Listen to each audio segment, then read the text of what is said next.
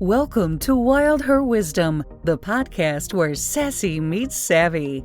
Join Shelley and Amy as they dive into the heart of womanhood, blending inspiration, laughter, and authentic conversations. In each episode, they celebrate the wild and wise woman in you, exploring everything from personal growth and self-care to career and relationships. So whether you're looking for a spark of joy, a dose of empowerment, or a good laugh, you're in the right place. Let's get started on today's journey into Wild Her Wisdom. All right. Well, welcome, friends, to another edition of Wild Her Wisdom. I'm super excited for our guest today for personal reasons, which I will share shortly. But allow me to introduce Toni. And a little bit about Toni. Toni's story is one of extraordinary resilience, strength, and unwavering determination in the face of immense hardship. In 2002, her world was turned upside down when her husband tragically passed away from a sudden heart attack. And at that time, Toni was navigating life as a mother to 3 children, each at pivotal points in their lives. Her daughter was an adult with a family of her own. Her eldest son had just graduated from Army boot camp, and her youngest son was preparing for his senior year of high school with the pressure of being recruited by several colleges to play football. Amid the grief of losing her life partner, Toni remained steadfast for her family, finding ways to push forward even in the darkest moments. But life wasn't done testing her. In 2016, Toni suffered a traumatic injury that left her hospitalized for 2.5 months and required over 20 facial reconstructive surgeries. Despite the physical and emotional toll, Toni's indomitable spirit refused to be broken.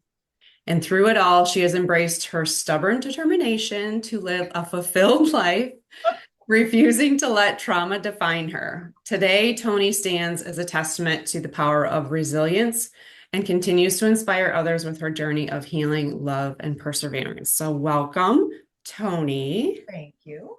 Yes. That's quite an intro, Amy. Yeah. Well, that's probably giving me a lot more credit than I have ever heard anyone give me. But that's yeah. okay. All right. It's all deserved. All deserved, Toni. All deserved. Yeah. Yes. And I'm not sure. And we know you're way out of your comfort zone in doing this, but I greatly appreciate it because on a personal level, I will share that Toni is my mother. So I am the adult daughter in the story that I just described. So I am super impressed by all of the resilience and strength that you have had throughout this. So I thought you were a perfect guest to have on this particular podcast. So I'm glad you're stepping out of your comfort zone to join Shelley and I. Well, me too. I'm extremely flattered that you asked me because my first response was, why me? When I listen to every one of your podcasts, and they're always professional women that have the answer right at the tip of their tongue. There's no stuttering. They have something to really big to offer the world, And so when you asked me, I'm like, well, what would you want from me? What can you, I don't know. Yeah. We're going to find out, Toni. We're going to learn a lot from you. I tell you, listeners, we're going to learn a lot from Toni today. Yes. I've known about you. Today's the first day we've met face to face. Also, thanks for being one of our biggest fans on social media. Love that energy. Yeah, of course. But Amy has shared information, insights about you, how much she loves you, how wonderful a person you are. So I am personally so honored to have you here on our show today and share whatever pearls of wisdom we can share with our listeners. Okay. Thank you, Shelley. It is nice to meet you and put a face to your voice. Awesome. Well, can we jump right in, Amy? Yeah, let's jump right in. That's right. Awesome. We're here to learn and hear. So I want to know, Toni, how did your traumatic injury in 2016 change your outlook on life? Well, it actually woke me up a lot because obviously it was totally unexpected and sudden. I didn't realize how severe it was. I was working at Kohl's at the time as a retirement job, and I had just come home from work. and did my daily routine, and sat down with my dog at the time, and we were just chatting, and all of a sudden he turned and had a seizure, uh, and bit me. And so I didn't realize how bad it was. I had my other son was here, my middle son, oldest son, and I asked him to grab some rags I could tell I was bleeding a lot. So I asked him to grab rags. He did. And I asked him if he could drive me to the hospital. And he said he could. And so off we went. And I still, I didn't look. So I had no visual of what was happening. All I know is when I got to the ER room, I went to the back very quickly, and then I was transported to Lansing Sparrow, where I didn't leave for several months. But I do remember saying to, I believe it was you, Amy, I don't know, so make sure you call Kohl's because I'm supposed to open in the morning. And if I can't get to work tomorrow, if I'm not going to be able to leave tonight, I got to know that somebody needs to open the store. Well, not the whole store, but I was an opening cashier. Yeah. Oh, isn't that classic? Isn't that classic women? We're so concerned. Here I am, big rush to ER, and I'm like, make sure they know I may not be in quite on time tomorrow. That is caretaker 101, right? Yes, absolutely. Absolutely. And that's who she is. So we're going to go back and forth with just some random questions. So the next one that I have, what was your biggest source of strength during your recovery time? Well, you were my biggest source of strength because you never left. And I had, okay, I didn't plant that question, but go ahead. No, you didn't, but I gave it a lot of thought. I really did. And I thought, well, I can't come up with another answer. So, I mean, I have to be honest, you were my rock, because I remember asking you at one point, how are you able to be here every day? Don't you have to go back to work? And you said, no, work's good, and then it came out later that you had applied for FMLA leave just to be at my bedside. So I don't know what I would have done. I really don't know what I would have done. There were so many things going in and out of me, and I didn't know what they were or what surgery was coming next. And so I had your ears to help me, and interpret, because I feel like they really don't explain what's happening next. Right. A lot. Well, and I scary. Also, and I also learned a lot after I got out from Amy that went on that I wasn't aware of. So yeah. So I can't say that's my source of strength. My kids. Yeah. You really know who is in your corner, right? When stuff hits the fan. Yeah. And I am not at all surprised that Amy was there, because we've only known each other for a couple of years, and I think Amy's the type of person to be there for you. But it really does. I liked what you said at the beginning. You said it woke you up, like that. It changed your outlook. It woke you up, and you realized what's important and what's not important, and who you can count on, and who is going to be in your corner when these type of things happen. So I love that answer. I love that answer. So I know we talked about that you've had several surgeries. How did that affect? So I think you've had over 20 reconstructive surgeries. I have. How did that affect your self-image? Oh, a lot. I don't have much of a self-image. During the hospital, when I was in the hospital, I had the nurses cover all the mirrors in my room.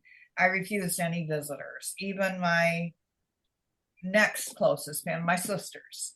I do kind of regret that. I kind of probably put Amy in the middle of that, because she had to tell them I didn't want any other visitors. And one of them got quite angry with her, but it was my decision, and I did not want to look in a mirror, based on the fact that everybody that came into my room, their face kind of reflected what they must be looking at. And then also I know that there were several times I literally had my face was peeled down from my scalp to build a nose on that side of my face. And I can only imagine what that must have looked like. And so it's frightening. It's got to be frightening. And I still don't like looking in the mirror. Halloween's my favorite holiday. Amy will laugh at me because I already wear my costume, is what I joke about. So I think I deal with it more with humor at this point because it's not going to change. And I still get the looks in the stores. It's much better than it was, but I don't have much self-esteem. It's just not very high. Well, that breaks my heart because I think you are beautiful Yeah. and amazing. Well, Going through that, like you have to go through that process yourself. Like here, when you said like you didn't want people to come in your room, that's understandable. If you are learning how to deal with something yourself, like you don't want to have to help other folks get through that at the same time. Yeah. Sorry, Amy, I interrupted you as usual. No, that's okay. I've always told her that she smiles with her eyes, and her eyes had never changed and never affected by any of this. And so she smiles with her eyes, and everybody sees through that. And she's still, I mean, it's been 8 years, but she's got to go through her own personal journey of trying to come back to what that looks like, because her life is drastically different than what it was just a short time ago, and it takes a minute, and she comes to it on her own terms, but the strength, the resilience, and the perseverance and the stubbornness that she has shown throughout this whole time has impacted her and everybody around her positively. And people can see through that. She doesn't believe it and see it as much as all of us see it. But, one of the things that Shelley and I are big on is celebrating our wins and our victories in ourselves, because women don't do that. And that's one of the Athena principles, which is how her and I met, is going through the Athena leadership program. And it's celebrate, celebrate what you've gone through, celebrate what you've done, celebrate where you are, and acknowledge the wins. And that's something that, we both would want to encourage you to do too. And that's part of the reason for you to come on is being able to share through the trauma and the injury and sudden loss and all of that. Like, remember, you're still here, so your success rate's 100% because you're still here, and being able to celebrate yourself. Yeah. So that's something. And it's none of your damn business what other people think about you. That's what I tell myself all the time. I don't give a damn what you think about me. And Shelley, actually, I have been there. I have actually had days like that. Yeah. Where I think, I don't care, screw it, I'm going, it doesn't matter what people think. I know that I still wake up in the morning, and that's what my goal was, to get back to that point and get some strength back, because I like to be independent. I don't like to ask for help, whether it be yard work, errands, whatever it is. So I'm going to go do it. And, there's times when I'll go to the store, I used to, in the middle of the night when they were open 24 hours, just so I wouldn't have to see people. But day to day, I think I do sometimes at this point tend to forget that it's there, other than the fact that I always have a challenge to eat, chew, breathe. Basically, I breathe out of one side of my nose, and that's not going to change. And sometimes I get real angry about that, and I just have a day, and I just give into it, kind of. And yesterday was kind of one of those days I gave into feelings about a different subject, but I gave in, and I just broke. And I just want people to know that's okay.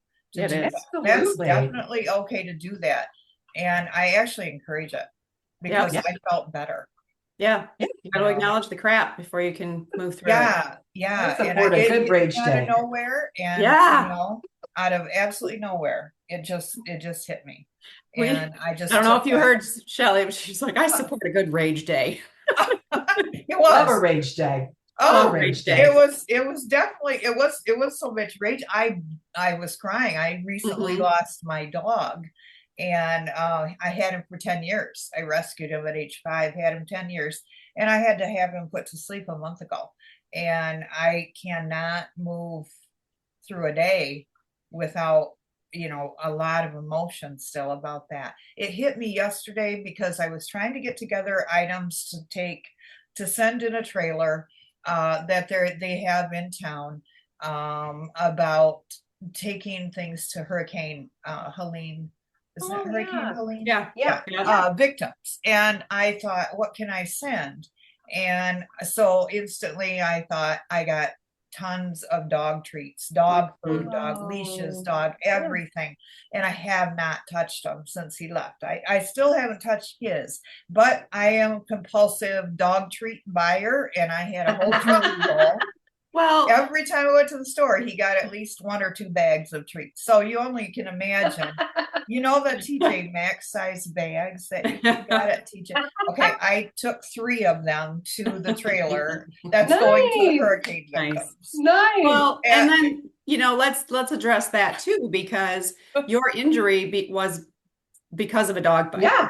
And then you went just a few months later and got another dog. 9 months later. So that's a testament to resilience right there, and facing fear, because that was not easy initially to even walk back into your house. You still had another dog at the house, so braving through that, and then also rescuing another dog who needed to be rescued. So we're racking up celebrations here, but we're going to shift the topic. We're loving it. We're loving it. Yep. We're doing all the snaps. We're going to shift the topic a little bit to parenthood, because we do have a lot of, moms and such that listen and part of our podcast. And a lot of us Shelley and I obviously are both parents, and she was a young mom as well. So I wanted to ask you, how did becoming a mother at 20 impact your personal growth? Now, keeping in mind that was nearly 53 years ago. So it was common. That was going to be my first. She just outed you on your age on the podcast. It's for sure, Toni. For sure. If I'm going to out myself, I'm going to out her. Yes, she did. 73. Yep. Yeah, and 53. Okay. Yep. So, well, actually, you said it already. Basically, it wasn't uncommon to be a mom at 20. I guess, now for sure you'd be like, wow, that's young, but back then, I graduated high school in 1969 and got married in 1970, and I had you in 1971. Okay, so Shelley herself was a mom for the first time at age 19, so she knows what it's like to be a young mom. Okay, yeah, for sure. And it was a natural progression. It really wasn't anything that was so unusual at all. I guess, what was unusual, or not unusual basically, but it didn't, that marriage and didn't last, as you know. And so that was where my challenge began as a single parent, because it was in 1972 I was divorced. So I had like those years, boom, boom, boom, where everything changed, where lots changed. And so then I was a single mom. My challenges were for that was I was working, I always worked full time. So daycare, of course, was a challenge, but it is still today for people. But emotionally, I think I almost embraced it, because I wasn't happy prior to that. Had great expectations, when you were born, and felt like those, didn't pan out. Let's put it that way. So, so I had to adjust my working schedule, daycare schedule. I went all over the map with that, and but I feel like we did good together. I feel like it was okay. There were struggles, of course. And most of those were, I think, related to trying to co-parent, because I don't think I was very good at that. We weren't very good at that back then. We were just, I think, too immature, maybe, to figure all that out. Makes sense. I'm not good at co-parenting at 51, so just for the record, I'm always like, those are my kids. Why don't we have to talk to somebody else about them? So I did that. And I also know I tend to still be immature sometimes, Toni, so it's totally fine. So I want so obviously you found love again, you I got did. remarried, Yes. and then your husband passed away. Yeah. Yeah. Can you share with us like how you were able to embrace, like, was there a key moment after that happened where you were able to embrace life again and figure out like this new iteration of Toni once again? Right. Reinventing myself, I think, again. Well, at first, I think I just was going on adrenaline. I thought Mhm. I really didn't have much time to grieve because, as Amy pointed out at the beginning, I still had a son in high school. Now she was grown with kids, there again as my rock to back up, and she took over my finances for a few months. I didn't know what I was going to do, even though I was never that kind of wife. I always had my own. I paid the bills. I was never, not aware of what our finances were like. I encourage everyone to do that. Don't ever be just dependent Amen, on. Yes. sister. Oh, Yep. yeah. Everyone I tell, that, just always have your own account. Always know what your house payment is. I still to this day have people I'm friends with that never know what their house payments are, their Mhm. monthly bills, nothing, because they depend on their spouse for that. And one of them is my oldest sister, actually. Mhm. And We're she's not using names. We're not using names. we're not using names. Yeah, she she has been married to the same man since dated him all through high school and married and had her, and she just never saw a need to learn that stuff. But boy, oh boy, I had my own account, always had my own job. We also had a joint account too, but I guess right off the bat, it was like, I don't know what I'm going to do. I don't know what we're going to do. And then, uh, as Amy pointed out, her brother was highly recruited for football that year, and they don't stop. Those schools do not Mhm. stop. They're relentless. They called two or three times a day. Coaches would call, and it was stressful on my son, and then ultimately on me. Plus, he was in his senior year in high school, a very good high school football player. He was king of the homecoming court, which I understand they don't do now. But Excuse me, you're also in royalty, Toni. I was homecoming queen. 1990, oh, 1990 Adrian High School. If I knew we brought this up, I would have put my tiara on for this. there's still time to go get it, Shelley. Yeah. But yeah, that was just there was really no time. I couldn't take much time to grieve, and it seems like as soon as that was through, well, I don't know. I won't share what it was, but I did make a rather eye-opening discovery when I started spending a little time with my husband's things, like cleaning out the closet. You don't do those things right away usually, or I didn't. And and so that kind of propelled me into I think a real, like, almost like you used the word rage, but it was rage that I put to work. I started a Mhm. job that was very uncharacteristic of me. And I worked day and night, and I meant to do it because I was so tired at the end of the day. I had no time to think and Mhm. or grieve anymore. I just thought, jump in, and plus I also lost my mom, my sister, a brother-in-law, my mother-in-law, and a dog in a Oh year and my a half gosh. Oh following my my husband. gosh. So there was like Yeah. 5 losses within a year and a half there. And so Yeah. I was becoming quite numb, I think. Not to my credit. I mean, that was probably, Mm. But you went into I survival mode. Like you went into Yes. survival mode. Like I'm I gonna put think, my head down, work, exhaust myself, wake up the next morning, and yeah, when I'm ready to deal with it, I'm gonna yeah. deal with that. Right. That's a great way to put it. That's a great Yep. way to put it. I think that's all I did. And therefore I shut out a lot of things and people, but boy, oh boy, was I tired at the end of the day, and I was getting through. And then of course, the needs for a college student come up. The car breaks down. I'm going Yeah. to, You just keep his going. football games. He Mm-hmm. has to eat. I got grandkids, and So if you were to be able to now looking back a little bit, and I know some of your situation was a little unusual with, some of the things that came after the fact, but like, what advice would you give to someone else maybe facing sudden loss, or grief?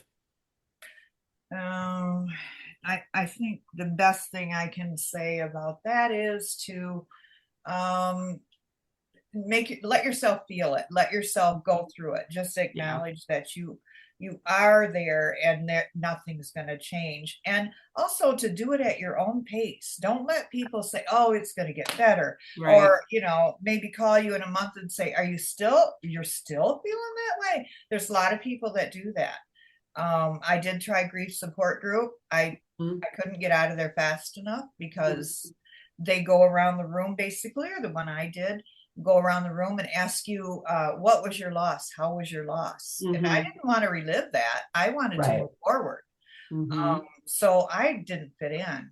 I didn't fit that mold, I guess. So I never went back to a grief support group. But I would say do what you feel. Yeah. If you don't feel like getting up that morning, if you feel like crying, also if you feel like screaming. Mhm. One of the best things I did, friend of mine advised me. We were talking one day, and she was a good friend of mine. Her husband was a good friend of my husband's. We all hung out and did things together. And she said, we were talking about Joe one day, or my husband one day, and she said, she just looked up and she goes, "Damn you, Joe." And, Mhm.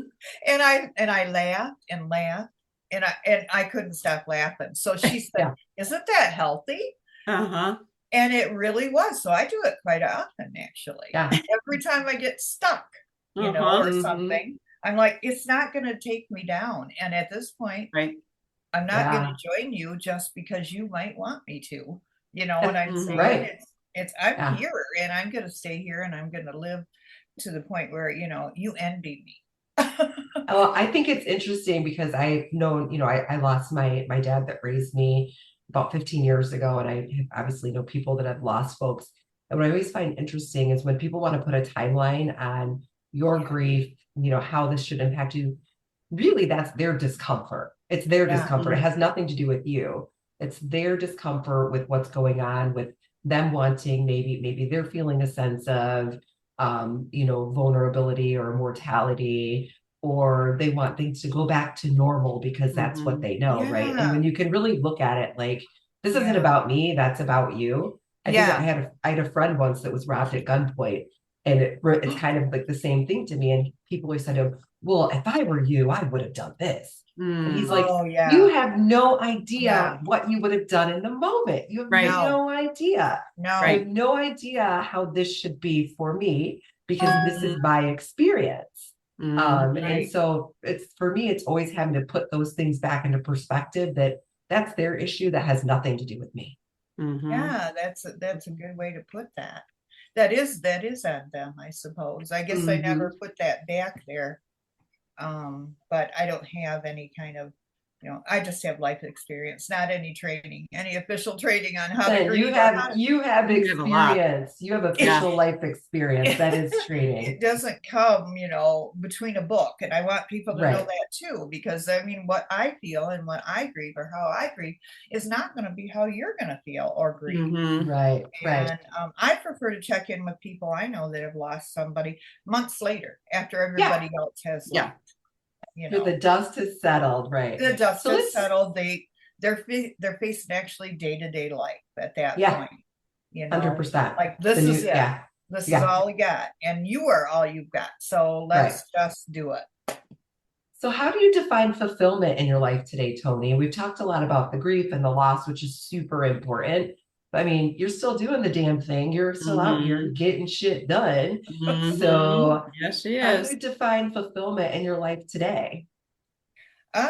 Well, family has got to be first. I love to do things with my grandkids, with my kids. I can't get enough of doing, day trips, but I actually have to fill my time. I like schedules.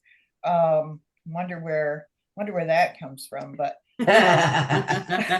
um, I love to have, like, I volunteer at our local hospital a couple of days a week. It was 3 days, now it's two. And that's great because it's every single week. And I last year joined a local within the town that I'm in. I was not very involved because this is not where I raised the kids. So I don't really know people here a lot, even though I've been here since 2006. So I decided time to stop that. And I just sought out some opportunities, some charitable things here in this town. And so I've been doing that for almost 2 years now with the one group. And I'm still looking to do more. I just haven't found the right niche yet on something else to add to that. But I think that that's the only way I can stay full is to keep scheduled and busy. And I also have girl groups, a couple of them that I do things with, girls days. Girls, we play cards once a month with one group, and those are some work girls that I met, and we make plans. We're going to Frankenmuth in a couple of weeks. So I think I got to keep something on my calendar. And so I don't want to always be like, if somebody calls me and says, well, we're going to do this on this day, and I don't have to look at my calendar to make sure that I'm available. I want to be able to look at my calendar to make sure I'm available because I want something to be there. I don't know. Did that make sense? Yeah, that makes sense. You must stay busy there. First of all, I love being busy, girl. Busy is you're talking to the queen of busy right there. I see busy is what I do. I love it though, but it's getting out there and experiencing. That's what life is all about, right? And Amy, you didn't tell me your mom's a card shark, but now I know. So okay. No, the secret. So if she invites me for cards, I'm going to say no. we need extras, girls. We do need spares. Like if one of us is out, we can't play. Right. Bring your pocketbook. Bring your pocketbook. We're just starting. So, but that's something regular. And I have friends that ask me to go do classes here and there, or like make something. I just went to one of those not too long ago. Made a sun catcher. Like very pretty. Something different. And you're out living. You're out living. Yeah, I'm not going to let it stop me because I may not, sometimes I think, I don't want to go anywhere today, but it's already scheduled and I'm not going to back out. And I'm always glad I go, always glad. So you talked about some of the things that you are, activities, but then you also mentioned some of the things that you're involved in as far as like charitable and giving and involved in and volunteering and things like that. So how, if you could envision something a little bit more broader than that and using your personal experience, how do you see yourself giving back to others through sharing your life experiences?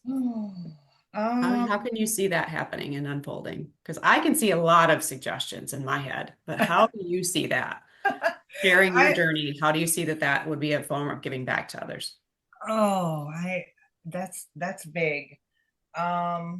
Gosh, I don't know. I think I would just have to continue to keep finding other opportunities to, to serve. I want to serve people and my community. And I'm not necessarily, I guess I didn't emphasize this earlier, but, for a while there, I did give up on all my faith as well. And I, and so I think I need to get back to that, and probably, I still am not there 100%, but how do I feel about that? I don't know what else I can do. What if it's just, and I'm implanting what's in my head right now, but what if it just is simply the fact that you're continuing to get out in life and be visible and talk to people and share the fact that you are continuing to keep going. I mean, just sharing the fact that you continue to keep going and keep getting involved in things and keep getting out there. I mean, that's an example. Okay. You might not realize. Being on this podcast is an example. Share your story with people. Right. That's absolutely that's true. Well, I did ask Amy, was the visual going to be available? Yeah. We'll do snippets. Because I still don't think I'll ever be there. But honestly, if I were to share something I've not even shared with you or anyone, it would be that I would love, I don't, I'm like, jaw drop moment. I would love to be the kind of person that could get up in front of a crowd and tell people my story, like I'm telling you. Not No, that it's we're my making that story. happen. That's so easy to that's make happen. happening. Yeah, it's happening. Yeah. It's happening in Well, 2025. I would like to, I would just like to be able to show people that you can still go through those kind of things, and not that they're that tragic or unusual for people. That I'm not the only one that have, that has gone through tragedy or loss, for sure. But I do think I would like to show them that, hey, I'm still here, and so can you be. And I would love to be somebody that encourages other people to show up, like a crowd of women who have gone through disfiguring injuries or surgeries or anything. I don't know. Well, we have a lost their- lot of reach on this. We have lost a lot their- of reach on this podcast, and we also have a lot of people that we know between the two of us. So, I love it. Well, I'm not a public speaker. Obviously, I Yes. don't Yes. know. Yes. yes. Yes. Yeah, okay. Yes. But it's We can not get you that there. I feel Yeah. like I can't hide this. How Mm-hmm. do I word it? I can't hide it. So I might as well show it. Right. Like, okay, this is me, and Yeah. this could be you, Mhm. but Yeah. don't let it stop you, because like, I mean, I get the looks. I get the double takes from the kids, the adults, and I know there's never going to be anything more in my life than what I have right now, and I'm happy with that. By that I mean I will never get married again. I will never have a relationship again, and that might or might not be because of my face. But I think it's more because of me, because I have no desire to go there again. I'm very fulfilled and happy with my family. What I have, I want to leave for them. But I just want people to know you can get up and you can go on, and you can fix that lawnmower. Yeah. And, you can do it. So I had a final question for you, Toni, and I think you're almost answering it, but I want to give you the opportunity to say more if there is. But and by the way, I've appreciated getting to know you on this podcast so very much, and from the bottom of my same heart, for me, Shelley. thank you for coming. Thank you, you're thank you. welcome. Thank you for asking me. So, what message of hope do you hope that what message of hope do you want your life story to convey to other folks who are facing hardships? Well, I want them to know that that you can get through it. You can get through it. You're not going to get through it unscathed. You're going to grieve. You're going to cry. You're going to hurt. You're going to fall. You may even, like I did, fall away from your faith. You may give up for a day or two. But you know what? That day or two is not going to turn into the rest of your life. You may feel like it is, but it isn't. If you keep waking up, another thing is get up every morning, get dressed, don't lay around in bed and feel sorry for yourself, unless that's an occasional thing. And then that's okay. Allow yourself to have a bad day or two. Yeah. Love it. Mic drop, Toni. Yep. You did the damn thing. Yeah. Thank you. Well, I'm so grateful that you agreed to come on here, even though you were a little freaked out about it and didn't think that you had a message. But I think that I know you do. You have a message, and I know, heard it. And Shelley hears it, and everybody who hears this and sees this is going to receive that as well. So I'm super proud of you, and I love you very much, and I'm glad that you came on here. I love you very much too, honey. Well, you stunning souls, unfortunately, we've reached the end of another journey together on Wild Her Wisdom podcast, but don't let the conversation stop here. Keep the inspiration flowing by connecting with us on social media, like our Facebook page, and follow us on Instagram for a dose of empowerment and updates. And for those who just can't get enough, head on over to wildherwisdom.com. There you can connect with us, stay up to date on all of our latest adventures, and catch up on episodes you may have missed. So until next time, keep embracing your wild and exploring your wisdom. Remember, you are capable, you are resilient, and you are amazing. Keep shining.